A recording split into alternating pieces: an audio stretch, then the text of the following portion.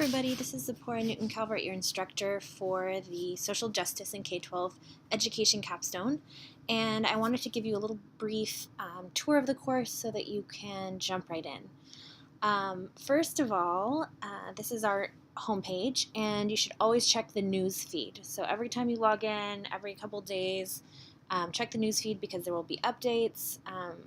Any kinds of notes will go here.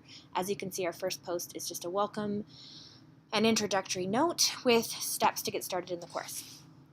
The second thing that I want to say is that to stay focused and to keep clear on what's going on, it's really important to just keep to the course content tab. You don't really even need any of the other tabs besides grades. This will just keep things really easy for you. So if you go to the Start Here tab first, sort of self-explanatory, there's information. Click on the toolkit link and enter the password equity to get to things like the course syllabus, the outline of all the assignments, and also information on the technology that we're using for the course. There are great tutorials there and videos that I've made introducing myself, etc. There's some evaluation rubrics here and information about some of our community partners. Okay, if you go back to the table of contents, you'll also see a folder that includes information on some of the projects we do in class. You will co-facilitate discussion with at least one other student in the course. There is a team project. It's a requirement of all capstones, so that information is here. And there's a final reflection at the very end of the term, like an extended journal entry, and the information for that is right here. Now, the section that you'll be going to most often is this weekly coursework tab, and you can see that our course materials are arranged by week. You can click on week 1. For example, there will be a header that talks about the theme for the week, some context. The week 1 context is a little bit longer because we're just starting to jump into this material together.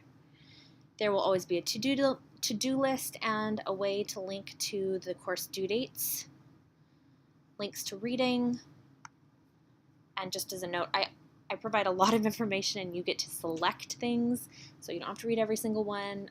Some of these are research essays and some of them are more like local periodicals, so don't freak out when you see the list. You'll always be asked to choose maybe 2 or 3 things to read, in addition to our course text.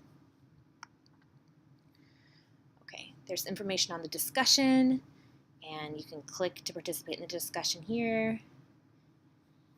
Journal submission or any other kinds of assignments, the information will be there, and it basically looks like this every week. So my advice is to stick to the course content tab, and also to just take this first week to really look around and figure things out. Each online course is going to be different. This one has a lot of moving parts that are really, really cool and dynamic, but also just takes a little time to figure out the rhythm of the course.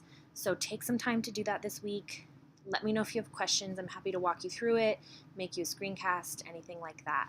I'm going to take you to the toolkit really quick, just to show you